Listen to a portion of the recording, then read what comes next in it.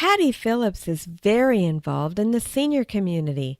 She became a real estate agent in the year 2000 and was one of the first agents in San Diego to obtain the Senior Real Estate Specialist designation. Not only does she specialize in working with seniors in her business, but every month she brings people who work with seniors together in her networking group called Serving Seniors Networking Breakfast. Hear her story on today's episode of Rock Your Retirement. Talking with people about how to have a great retirement. This is the Rock Your Retirement Show. We don't talk about money, but we talk about almost everything else you need to rock your retirement. Now, here's your host, Kathy Klein. Welcome to Rock Your Retirement. This is the show where we help you have a great retirement. We don't talk about money. We don't talk about insurance. We talk about all the other things that you're going to need to know when you retire, or if you're already retired, we help you have a better retirement. We help you rock your retirement in areas such as social and family, entertainment and travel, volunteer and philanthropy, matters of the spirit and soul, sex. Yes, sometimes we talk about that too. Last of all, we talk about ways to help your parents or others who may need your help now or in the future. Baby boomers are in the sandwich generation, and we want you to be able to help manage that too. We want you to be passionate about your retirement. We want to help you rock your retirement.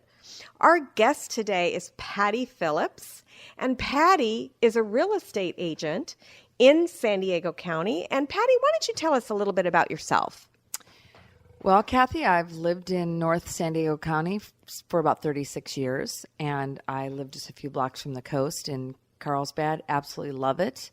Have 3 grown kids. I am a stand-up comedian on the side, and I do a really lot of volunteering in the community. And you volunteer for the Kiwanis? Yes, I'm president of the Encinitas Kiwanis. This is my 5th year out of 10 that I've been the president there. Wow. I guess you keep stepping up to the plate. Yeah. That must be tough to run your business, be a comedian, and be the president of the Kiwanis. You know that old saying about find the busiest person you know and ask them to do the job? That's usually me. Or maybe you're the president of the Kiwanis because you're so funny. And that's not your only job. You also run a senior networking group. I do. And that's how we met. It is. I've run that for about 11 years.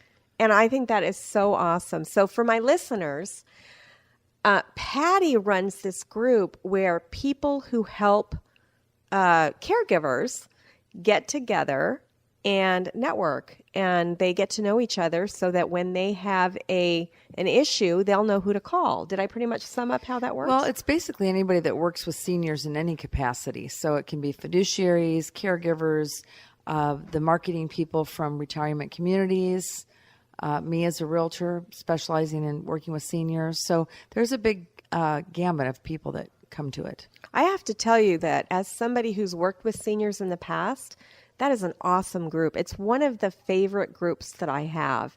And I met one of my best, in my real job, I've met one of my best referral partners in your group. So thank you for that. Yeah, it is. It's a good group of people. Yeah, it is. So tell me about yourself. So when you were 5 years old, did you think, wow, I want to grow up and be a real estate agent? Or what did you want to do when you were 5? Not at all. You know what I wanted to do? I wanted to grow up and be a mom and a housewife. Oh. And that's what I did for 20 years and thought I would never work again.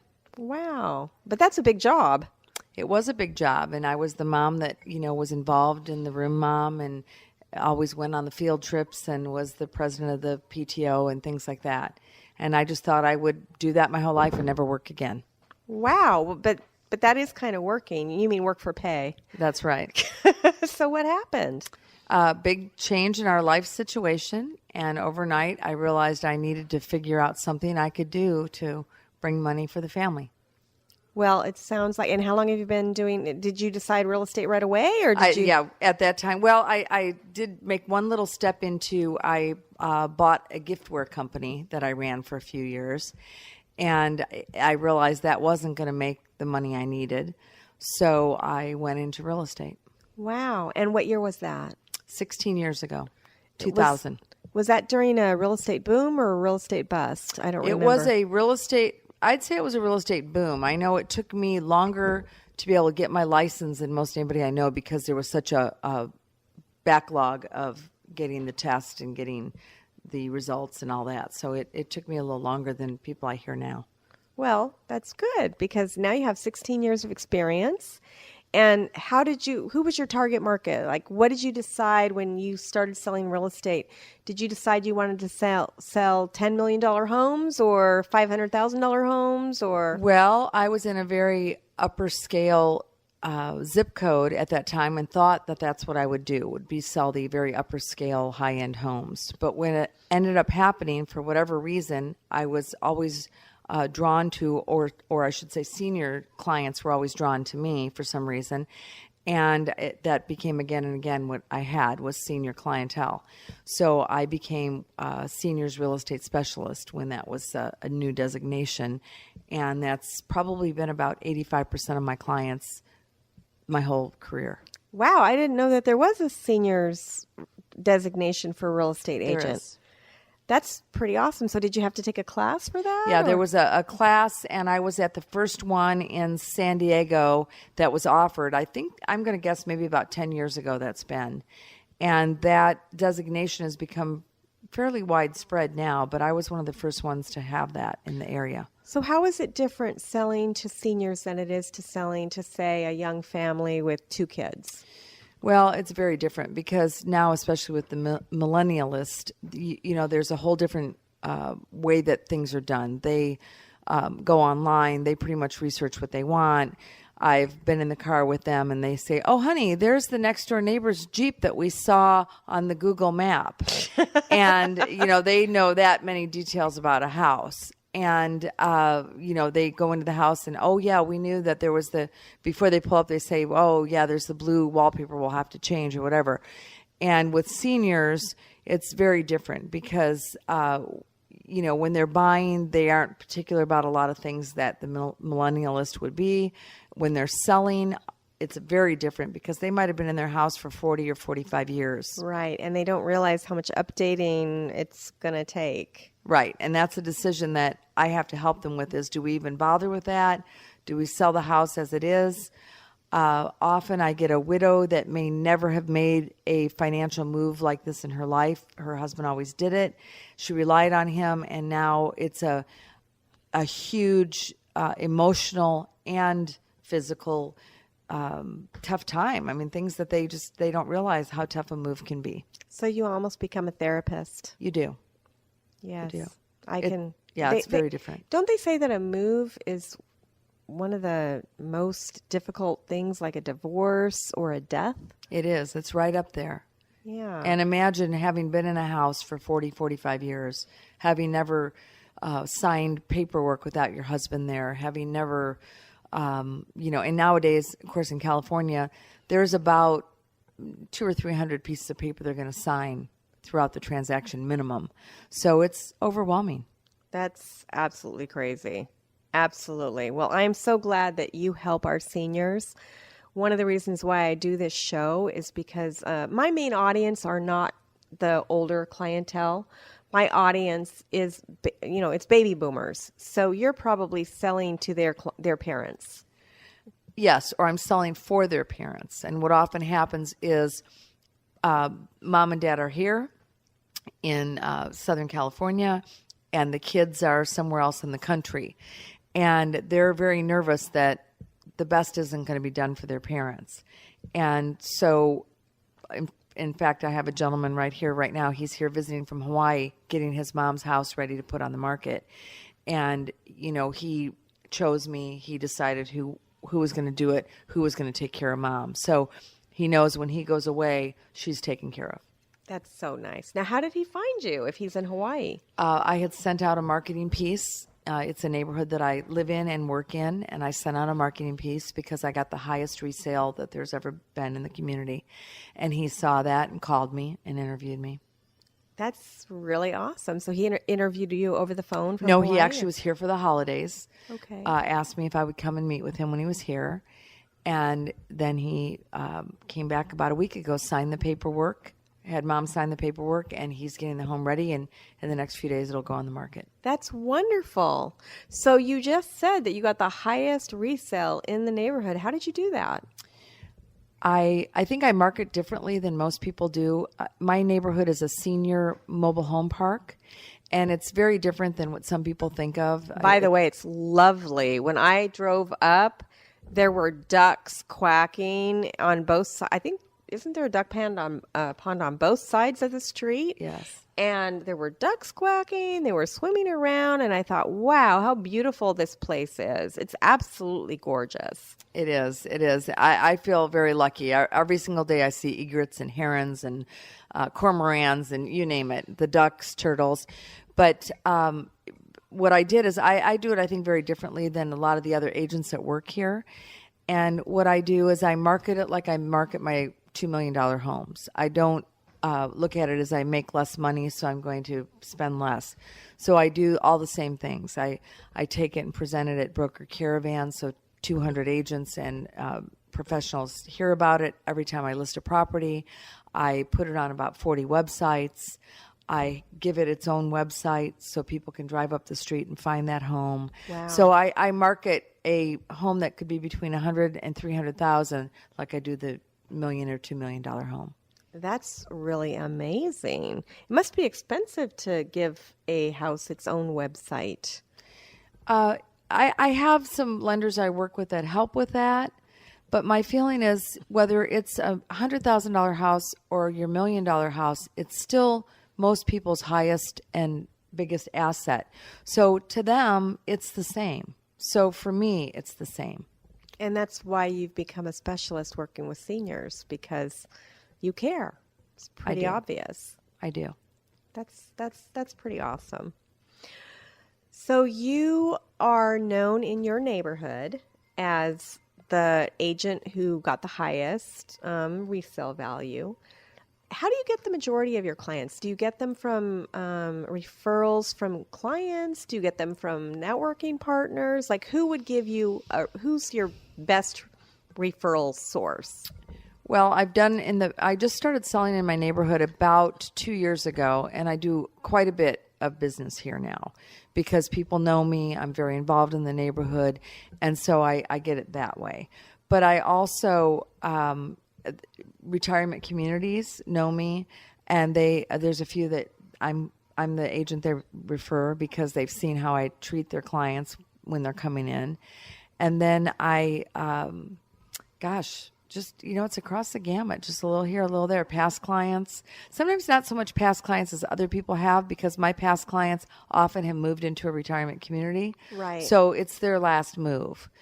But other people refer me and, see what I do. And they say, hey, she helped my mom or my neighbor or something like that. My aunt or Yeah. whoever.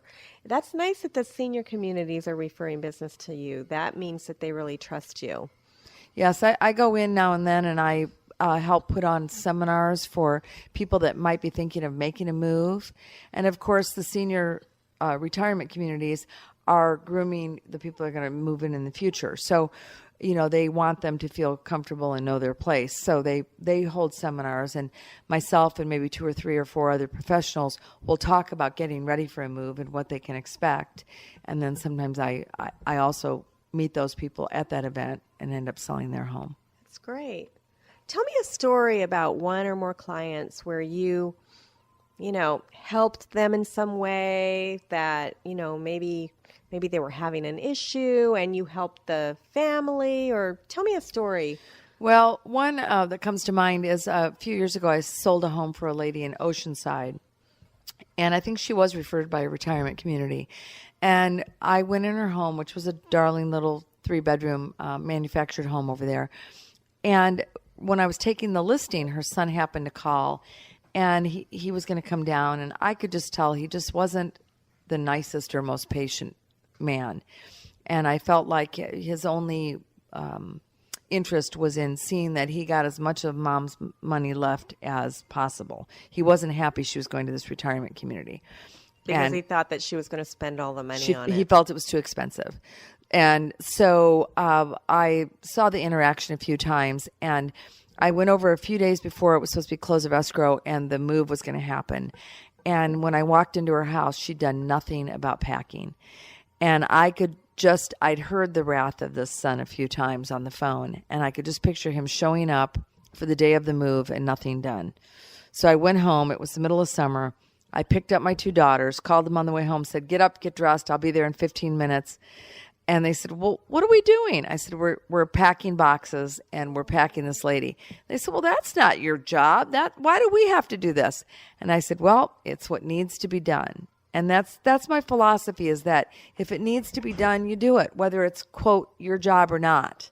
And I'm told very often by other realtors, I would never do that. That's not my job. It's not my, it's their problem. But that's the way I do it. If my mom was in that situation, if my grandma was in that situation, what would I want done for them? That is so sweet and so nice. And I know that there are businesses that will actually pack up your house for you. So you could have referred her to a business, but her son probably would have got really mad that she spent the money. He would have. Having somebody do that. So yeah, that's just crazy. Any other stories that you have that you want to tell? Oh my goodness. There's just so many. I guess the thing that I love about this is a lot of these clients become more like a family or a friend than a client. I have a lady who I actually met while I was showing a property. She was out in her yard. I asked if the neighborhood was primarily older people or if there were children, because the lady looking had children going through divorce. And she said, honey, I don't know. I only moved here 10 days ago. I just married the man that I dated 48 years ago. Oh my gosh. And I immediately, literally fell in love with this woman. 4 days later, I went to a brand new church and she happened to be there. No. And that lady today is like a grandma to me. And I ended up, when I went through a divorce about 8 years ago, they had a home here and had to move back with family in the Midwest. And she said, Patty, why don't you sell my house? And then she said, Patty, why don't you buy it? Oh, you, and what? I said, well, I can't right now because my ex-husband left me with terrible credit. She goes, that's okay. We'll carry it for you. Oh my gosh. And this lady, she's like a grandma to me. I go and stay with her now. When I go to the Midwest to see my family, she happens to be right nearby, and I stay with her in her home. And she's like a grandma to me. That is so, is that the house that I'm in right now? No, it's actually the last house I lived in the same neighborhood here. I fixed it up and loved it. And then when the house I'm in now came on the market, the location was so much better on the lakes here with the ducks and everything that I ended up selling that house, and I made a great profit on it, and it became my nest egg for here. Well, that is so nice. And your house, by the way, is lovely. I would not know that I was in a mobile home with, unless I drove up. Just looking at the inside, there's no way to know. Yeah. It's a very, very lovely home. Yeah, when people haven't been in them, they're really amazed at how beautiful they are. They really are. Mm-hmm. And like I said, the grounds here are just absolutely lovely. I can understand why you live here. Mm-hmm. It's really, really, really pretty. So tell me about a typical day in a real estate / comedian / president of Kiwanis life. A typical day is that I can never know exactly what's going to happen. I get up between about 4 and 4:30 most mornings. Oh my gosh, that's crazy. And if I don't have an early morning Kiwanis meeting at 7 or something like that, I go to the gym about 5:30 or it doesn't happen. Okay. And then I, depending on the day, whether I have a Kiwanis meeting or broker caravan that starts at 8 or whatever, I'm up and going, and I'm usually pretty darn busy between listing appointments. Tomorrow I'm talking to somebody in San Diego about listing a property. I'm also showing property here. It's a busy day. Every day. Every day. I'm a go. Do you take any time? Do you take any time off? Do you ever take a day off, like a Sunday? Anytime I think I'm going to, it hardly ever happens. I try. I do travel a lot, but that's another joke because I always kid that I do more business when I travel than when I'm home, and I can always count. My joke with my clients is I'll tell them, don't worry, your house will sell between this date and this. Because that's when I'm date. traveling. Yeah, and they go, how do you know? I go, because I'm out of town. And sure enough, but at least nowadays, it's a little easier than it was even 5 or 6 years ago because we have the DocuSign and that sort of thing. So it used to be when I travel, I spent a lot of time at the hotel faxing and this and that, and $1 a page, and we had 50 pages before we get a document going, and then if it didn't go somewhere with an offer, it was a lot of time and effort. Now at least I can do it pretty much on the computer and do DocuSign, so it's a lot easier. Can you go overseas? I have gone in the past few years. The only time I've been out of the country has been on a cruise, and on the cruise I could handle it. So you actually got internet service on the cruise, because when I go on cruises, I completely unplug. I'm not paying $10 a minute for the internet, and I'm not doing any work. I'm completely. So you never unplug? No, the cruise I went on, I had 4 deals that either went in or got accepted or whatever. 4 deals on your cruise. Yeah, I learned that you pay for the internet ahead of time. It's a little bit cheaper. Unfortunately, it wasn't picking up in my room, so I had to go downstairs every time I did something. But I put together and ended up closing these 4 deals. So maybe you should go on more cruises. That my feeling is, if I traveled 3 weeks a month, I'd be a billionaire. I think that maybe we should go on a cruise together. I think that would be good. Maybe I'll close business on the cruise. Actually, I can't. I can't work when I'm on a cruise. I just totally decompress. Yeah, no, I just take an hour here or there, but I go next week to Hawaii, so I'm sure there'll be some business done. Oh, wonderful. How long are you going to be there? 1 week. Wonderful. Well, I'm glad that you're able to travel and do things. And, in addition to your president of Kiwanis and your comedy shows and things like that, that's great. And you're doing a comedy show for Kiwanis as well. I am. It's our 4th year that I've been the entertainment, so to speak, for our fundraiser, and it's been sold out the last 3. So I'm not sure when this will air. So it's probably, by the time this airs, the show will probably be over.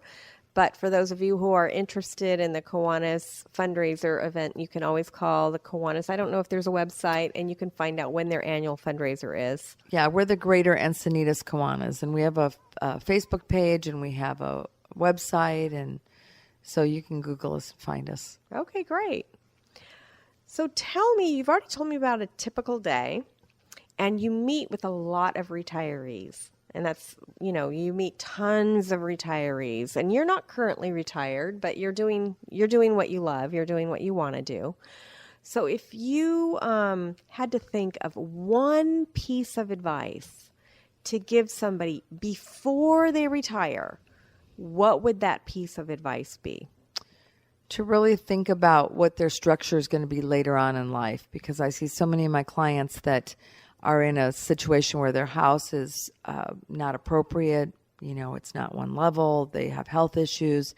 Now they've got to sell. One couple I had, she had Parkinson's, and they had a home that had literally 4 levels. Oh my gosh. And so they had to sell and then find a home that was all 1 level. And it was, a lot in a hurry. So they need to think about, if this is the home I'm going to retire in this neighborhood that I live in.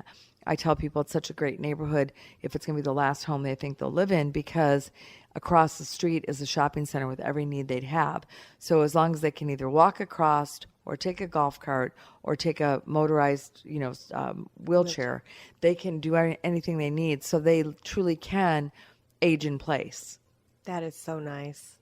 My dad, I don't know if you know this, but my dad has Parkinson's disease. Oh, no. And for the last 5 years, I've been trying to get them to leave Alaska. So they were bi-coastal. They lived in Alaska during the summer, just enough months to get the Alaska dividend check. Because if you they have to pay you to live in Alaska.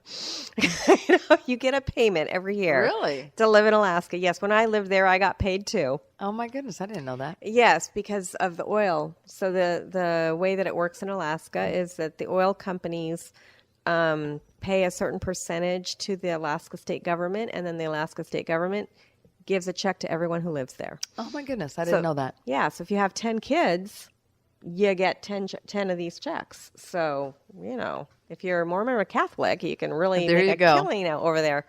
So anyway, so they had a condo that was 2 stories, and that was in Alaska. And in the wintertime, it was really hard for him to walk around because he falls a lot just from the Parkinson's. Sure. And the good news is he's short, so he's got a low center of gravity, so he's never I don't think he's ever broken a bone, but if you saw his legs, they're always scratched up. And then they have a mobile home in Florida, and so they would go to Florida during the winter, and, so my dad wouldn't fall on the ice and everything. And they finally this year decided to leave Alaska, and now they're living in the mobile home, but they're looking for a house in the Villages. Mm-hmm. The Villages, I don't know if you know this, they're one of the largest senior communities probably in the world. Yeah. So they're just outside the Villages, and I'm so grateful that they finally left Alaska and are finding a senior community so that they don't have 2 stories, because if you fall a lot, should you really be taking stairs? Yeah. So I'm so glad that you help people. Well, what's nice with something like the Villages, too, is that I see it here in this community where it truly is a community of people that there's always something to do. There's always activities. People know when somebody's got a problem and they help, they'll help drive or they help with meals. And it really is a true community that we don't see too much in other parts of our United States. And so that's nice to live in a senior community, even if it's not a senior facility. To live in a 55 and older community, you're going to have usually more things to do. And do they have scheduled activities? Oh, my goodness. Like in this neighborhood, we just Saturday night had a casino night that was great fun. And for $10, you got dinner and funny money. And, it's sure a lot more fun to play craps when the money is not real. Well, can you invite people? Yes, I did. Well, I had some friends invite me next time. I would love to do that. I'm just kidding, but I'm always available. Yeah, we do. We have all kinds of events. We had a big sock hop. We have weekly events. That sounds like fun. Yeah, so it is, and it's fun. You see the same people over and over, and you do get to know everybody. That's great. I didn't realize that this community did that. So that's one of the things that I would look for if I was looking in a community is what type of events they had. How do you get to know your neighbors? Because your neighbors are who pulls together when you need help. It is. Especially if, I have a lot of, let's just face it, women live longer than men still. Mm-hmm. And we wind up usually outliving our husbands. And we need a big friend social circle to rally around when we need help. We do. And a lot of us also, and I don't have children, but I have a lot of friends who have children, and they don't live here. Their children live in Timbuktu somewhere. That's what I see here. Yeah, so it's good that they have a way for your residents here to pull together and create those long-lasting friendships. Yeah. So I love that. Okay, so we do have a lot of listeners who are new retirees or maybe feel stuck in their lives, just at the moment. If you were sitting across the table from a brand new retiree, what's the one piece of advice that you would give them to have a successful retirement? Be passionate about something. I love to dance. That's one of my things. I always call it my drug of choice. But in the dance community, we have a huge dance community here in San Diego.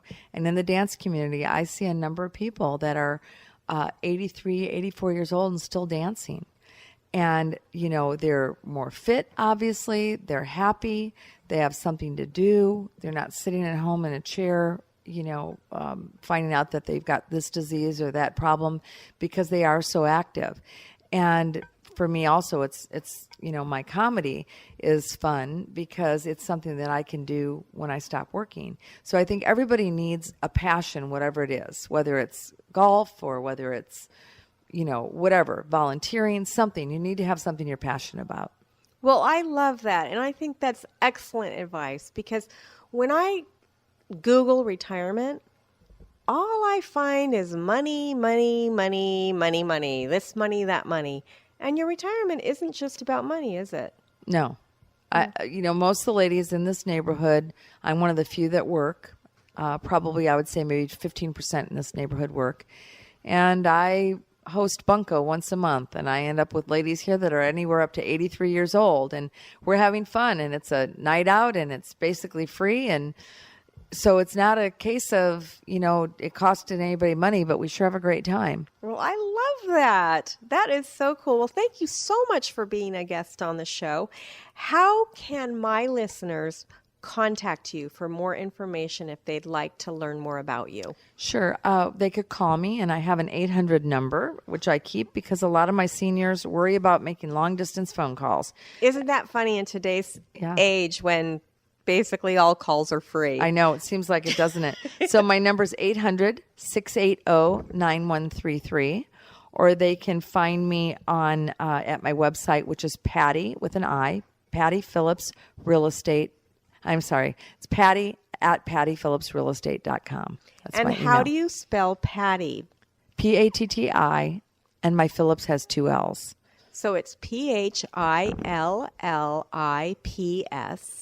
Right. At PattiPhillips.com. Wait, did I do that right? No, you didn't. Say it again. Okay, my website itself is PattiPhillipsRealEstate.com. And your email address. And again. my email is Patti at PattiPhillipsRealEstate.com. See, we got to make sure that people know, because there's people like me that we don't hear it the first time, so we got to say it more than once. And so you told us your website, we told us your email, you told us our phone number. So listeners, if you're looking for a option in San Diego, you want to sell your home, you want to buy a home that's in a 55 or older community, and you want to work with somebody who's been working with seniors, give Patti a call. Thanks for listening to the Rock Your Retirement Show. If you are rocking your retirement or know someone who would make a great guest on our show, please send us an email at podcast@rockyourretirement.com.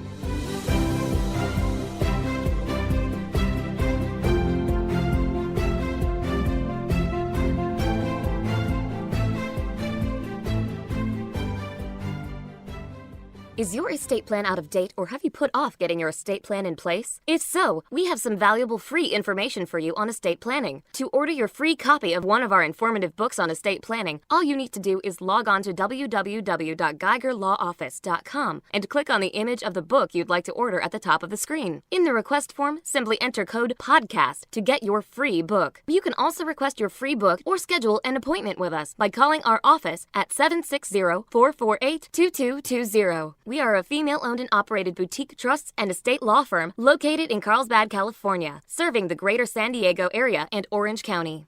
If you want to be able to walk your dog, go to the gym, do the dishes, or anything else while listening to the show, you can subscribe on the iTunes podcast app or on your Android app, such as Podcast Addict. It makes it so much easier to take the program with you. You can even listen in your car.